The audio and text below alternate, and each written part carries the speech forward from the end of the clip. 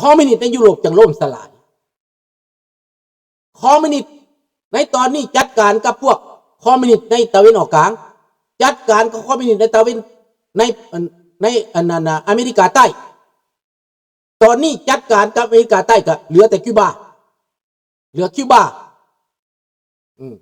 เม็กซิกันกับหัวปิ่นและหัวหมุนและเม็กซิกันก็ได้เหลือแต่คิวบานี่ก็บ่นานข้าพเจ้าเบิ่งคืนนี่บ่นานคิวบาก็ได้ล้อมหมดแล้วล้อมเข้าหัดเข้าสิยอมหรือบ่ยอมเปลี่ยนหรือบ่เปลี่ยนสำหรับคิวบาเขาเฮ็ดด้วยใจเย็นบาทนี้เหลือแต่ไสเหลือแต่เอเชียแปซิฟิกหมายความประเสริฐหน้ากับจีนพวกที่ว่าจีนสร้างความกดดันข่มขู่มานานนะตอนนี้เกาหลีใต้ญี่ปุ่นฟิลิปปินส์ไต้หวันเขาร่วมมือกันเบิดแล้วไต้หวันซื้ออาวุธเตรียมพร้อมซื้อโดรนของยูเครนผลิตโดรนออกมาแบบยูเครนร่วมมือกับยูเครนผลิตโดรนแบบต่อต้านชาฮิดนะและกับปืนต่อต้านอากาศเครือข่ายอิเล็กทรอนิกส์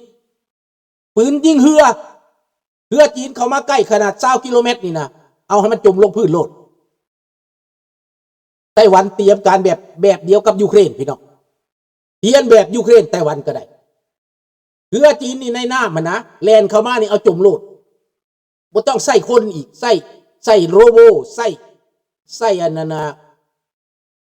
ใส่ซูมาเร่งน้อยเขาบ่ใส่ซูมาเร่งใหญ่เด้เรือดำน้ำน้อยแล้วก็จรวดใต้น้ำโดรนใต้น้ำโดรนผิวน้ำเรียกกันโดรนอากาศไต้หวันเตรียมหมดในเรื่องนี้นะนี่ดังนั้นผู้ปกป้องไต้หวันนักเป็นไผญี่ปุ่นขึ้นยึดเกาะไต้หวันขึ้นรวมมือกับไต้หวันทหารเข้ามาอยู่ในไต้หวันเลยปกป้องประเทศไต้หวัน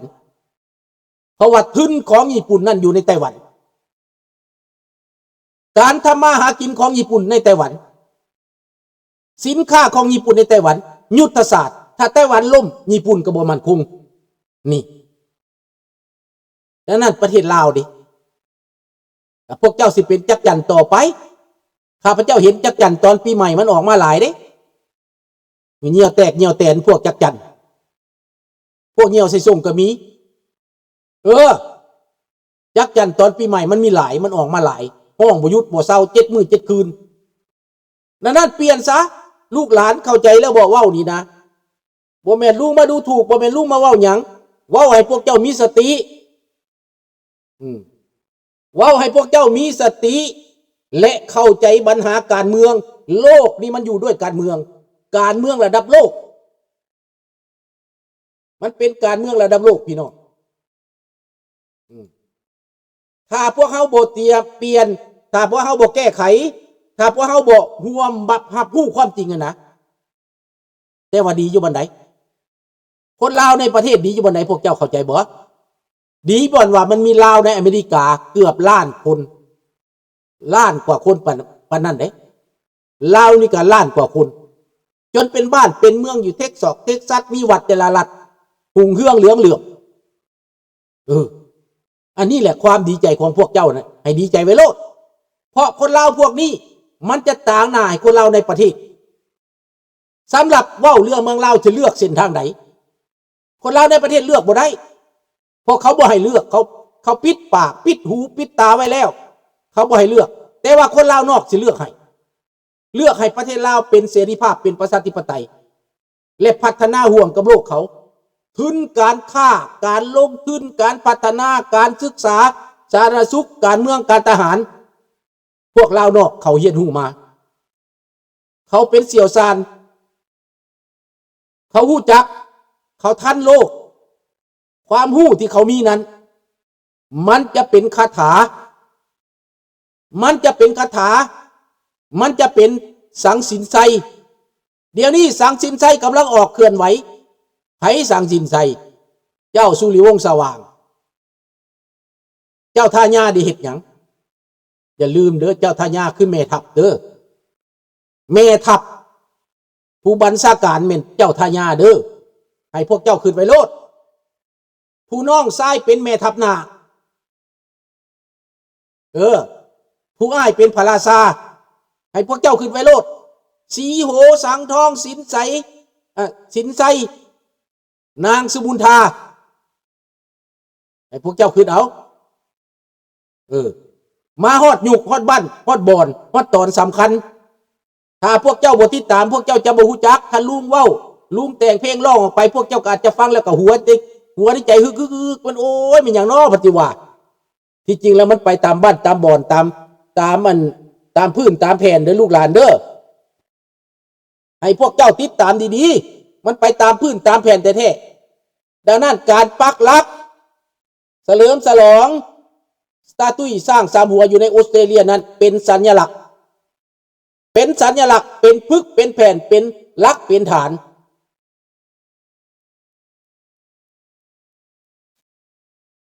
แม่นแล้วต้องร่วมจิตร่วมใจกันเป็นน้ำหนึ่งใจเดียวมันบ่เสียย้อนหยังมันบ่เสียย้อนว่าคนลาวเฮานี้มันได้มาอยู่ต่างประเทศครึ่งต่อครึ่งข้าพเจ้าว่าคนลาวอยู่ต่างประเทศหลายกว่าคนลาวในประเทศครับคนลาวในประเทศหันมันเป็นผสมเจลผสมจิกพวกที่เขามาเขาบ่แม่นลาวแท้มันบ่แม่นลาวแท้มันมีครึ่งต่อครึ่งและลาวนอกลาวในนี่นะดังนั้นเขาจึงบ่อยากให้ว่าลาวนอกลาวในเพราะว่าเขาย่านกระแสตัวนี้นะมันไปตบมันเป็นดันเขาจึงพยายามกบเกลื่อนว่าเขาบ่ได้เฮ็ดความมุนแหงบ่มีเขาบ่ได้เข็นขาฮาวีเขาบ่ได้ขาได้แกงเขาบ่ได้ไล่หนีเพิ่นยังคิดฮอดบุญปีใหม่นี้เท่าทองรุ่นยังอวยพรให้อยู่เดี๋ยวนี้เป็นหยังเขาจะบ่ให้กรมสิทธิ์เสนาขึ้นมาเป็นนั่นนายกกรมสิทธิ์เสนานี่พี่น้องอยู่ต่างประเทศมีหลายคนมีน้องไผ่มีเอื้อยไผ่นี่อยู่แถวรถไอแลนด์นี่เต็มเบิดดังนั้นพวกนี้เขาย่านครอบครัวกรมสิทธิ์เสนานี่นะเข้ากับอเมริกาย่านหมอนี่นิยมอเมริกาตัดไว้เขาให้ไม่เป็นแต่กรรมการนั่นแหละให้เป็นตัวหันแหละแทนที่จะได้เป็นเอาบักซอนไซบ่มีหูขี่ปาสติวอีนั่นขึ้นมานี่นะลากบักซอนไซขึ้นมาแทนนี่นะธรรมดาเป็นหมอกรมสิทธิ์พูดเห็นบ่ล่ะสิได้สมควรจะได้ขนาดเป็นนายกขนาดแต่ว่าเขาก็บ่ให้กรมการศูนย์การผักบ่ให้เลือกบ่ให้มีซื้อคันเอามามันก็ได้โลดบ่ให้มีซื้อกีดกันไว้เอาผักพวกตัวเองมากีดกันไว้นี่แหละแต่นั่นได้ก็ตามพี่น้องฮอดมือฮอดเวลามันฮอดมือฮอดเวลามันเปลี่ยนถึงข่าวมันแล้วถึงข่าวมันจบถึงข่าวมันสิ้นสุดมันมีอายุการของมันพี่น้องเผด็จการมาอยู่ในเมืองลาว50 ปีอดใจไว้จัก10 ปีบ่ได้บ่พี่น้อง5 ปีบ่ได้บ่ลุงนี่คือว่าอายุสิยืนฮอดพุ่นอยู่ดอกสิท่านเห็นอยู่ดอกเด้อคันบ่เห็นก็ฝากไว้กับลูกกับหลานเท่านั้นแหละอายุยืนอยู่ดอกท่านได้เห็นลุงยังสิมีแข็งแรงท่านำพวกเจ้านั่นแหละดังนั้นพวกเจ้าต้องเป็นตนเป็นโตต้องฟังแล้วต้องไปคิดพิจารณาเด้อลูกหลานเด้อเต้าร่วมกันสามัคคีกันหักแพงกันลาวนี่ต้องหักกันอยู่ในอยู่นอกมีจริงลาวในมีจริงลาวนอกนั้นถึกล่างถึกผานถึกไล่ล่าถึกจูดเผารถศูนย์อพยพนาโพศูนย์อพยพหนองคายจูดจนเกลี้ยงดังในเพลงที่ลุงเอาออกไปรูปในภาพบ่แม่นเป็นรูปปลอมบ่แม่นเป็นรูปเฟกบ่แม่นเป็นรูป AI ได้พี่น้องเป็นรูปแท้ได้พี่น้องเอ้ยข้าพเจ้ายังถ่ายวิดีโอที่คนไทยเขาเจ้าถ่ายไว้ตะกี้แน่นอนมันต้องมีอันนั้นวิดีโอของพวกนักข่าวหนังสือพิมพ์นักข่าวของช่องไทยนี่ต้องมีแน่นอนครับพี่น้องคนไทยแต่ว่าผู้ใดมีให้เอาออกมาเผยแผ่เด้อว่าเขาเผาศูนย์นาโพศูนย์หนองคายน่ะแล้วก็ขอบอกขอบใจนำพี่น้องคนไทยที่เอาภาพในอดีตเอาฟิล์มในอดีตออกมาเผยแผ่เดี๋ยวนี้ หลายเปิดออกมาเบิดเปิดออกมาขอบใจหลายๆเด้อเมืองลาวเนี่ยเขาเผาทิมเบิดเขาบ่อยากให้ฮู้เขาบ่อยากให้ฮู้ความจริงเขาบ่อยากให้ฮู้มันเกิดหยังขึ้นเขาเผาทิมเบิดเขาปิดบังลูกหลานเขาตัวเขาล่างสมองเขาให้กลายเป็นคนโง่ให้ด่าพี่ด่าน้องให้ทำลายพี่น้องตัวเองให้ลาวทำลายลาวให้ไปหักแก้วให้ไปหักจีนให้ไปหักโซเวียตแต่ว่าได้เดี๋ยวนี้คนไทยได้ไปค้นออกมาค้นออกมาแหละสายออกมาเปิดออกมาความจริงกับมันสอนในโรงเรียนสอนตั้งแต่อนุบาลจนฮอดมหาลัยจนฮอดปีสุดท้ายบ่เป็นความจริงจังอันเป็นการตัวแล้วบัดมาเบิ่งเรื่องจริงที่ถ่ายไว้มันเป็นอีกแบบหนึ่งดังนั้นคนลาวกำลังตื่นเดี๋ยวนี้นะเป็นยังรัฐบาลจะตัวพวกเขาเป็นยังจังบอกว่าความจริงข้าเจ้าถามเลยคนลาวเดี๋ยวนี้ข้าพเจ้าล้มนำมีแต่ถามกับถามจนว่าขี้ข้านตอบเพราะว่าเขาบริเฮียนเขาบริหูจักความจริงถามนั่นเองถามนี่เองเพราะว่าขาดวัตถุแนวนะคนลาวในประเทศนะหูหนวกตาบอดอีหลีได้พี่น้อง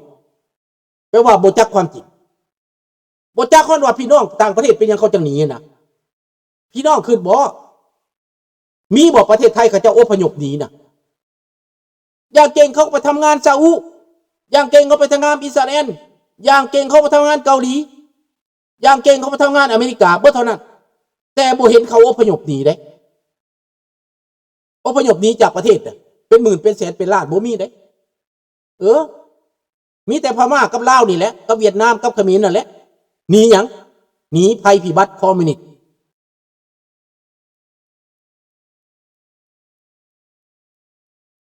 นี่แหละพี่น้องดังนั้นถ้ามีการเปลี่ยนแปลง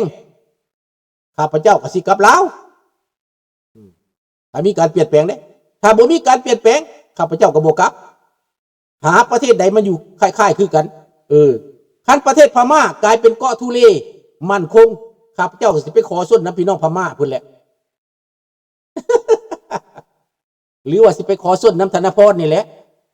คันธนพรคุ้มครองเอาก็สิไปน้ำธนพรไปคุ้มครองน้ำพี่น้องคนไทยนี่แหละถ้าบ่มีแต่แท้ก็สิไปเกาะทุเลพุ่นแหละกันที่ไปอินโดนีเซียก็บ่จักภาษาเขากันที่ไปพม่านี่คืออยู่ภาษาไทยภาษาเนี่ยมันสิใกล้กันอยู่พี่น้องลูกหลานทุกคนเนาะจานไผว่าจังไดสิให้ไปอยู่นำอยู่บ่กินข้าวบ่หลายดอกลุงนั่นกินปิ้งปลาขาวปิ้งนึงก็ใส่เกลือแล้วก็ตำเจียวลวกผักแล้วบ่ได้กินหลายดอกบ่เปลืองดอกเด้อดำลุงนี่นะข้าวกับปั้นน้อยๆนึงสำไข่นี่แหละกินน้อยๆดอกสิไปอยู่น้ำธนพรนี่แล้วบ่ไปไกลดอกไปภาคอีสานเฮานี่แหละเนาะอยากไปอยู่น้ำลูกน้ำหลานนี่แหละชีวิตบ้านปลายก็ได้เนาะคันบ้านเมืองบ่เปลี่ยนก็ได้แต่ว่าลุงคิดว่าครั้งนี้นะคือสิบ่รอดดอกคือสิบ่รอดแล้วเนาะประเทศลาวนี่คันอยากเปลี่ยนแปลงนะแต่คันอยากเป็นแบบจักจั่นต่อไปคันอยากเป็นแบบลัทธิเผด็จการต่อไปก็ส่วนบ่ได้ฮอดเวลานั้นแล้วจำเป็นแล้วจำเป็นต้องได้เฮ็ดแฮงเฮานี่ประนีประนอมมาโดนแล้วคนลาวนี่ใจประนีประนอมได้พี่น้องความประนีประนอมล่ะอีตนเพิ่นละตัวตายนี่นะก็ดังพระเจ้าแผ่นดินแหละอีตนหยังอีตนงูเห่าอีตนไผอีตนเพชรราชอีตนสุพรรณวงศ์ส่วนผู้มาเป็นผู้อ้ายกับอีตนน้องชายเชิญเขามาซะใครเขาเข้ามาอยู่เมืองซะมาเขาเข้ามาอยู่เมืองแล้วเขาจัดการได้บัดนี้นี่แหละแต่พี่น้องก็เห็นแล้วความอีตนนี่นะเอ็นดูเขาเอ็นเฮาขาดทุกท่ายกับแมนอีหลีเจ้าสุริวงศ์สว่างคือสิมีบทเรียนใหญ่ขนาดแหละในชีวิตนี่ถ้าเสด็จเพิ่นขึ้นหลังหั่นนะเพิ่นคือสิเจ็บใจเพิ่นเคยไปสัมมนาได้พี่น้องพวกทหารไอ้น้องที่ไปสัมมนาแหละเพิ่นว่าเสียดายบ่ได้ขามันเข้านั่นเพิ่นว่าเว้าออกมานี่เต็มปากเพิ่นได้ เพิ่นเห็นหน้าเจ้าสิริวงศ์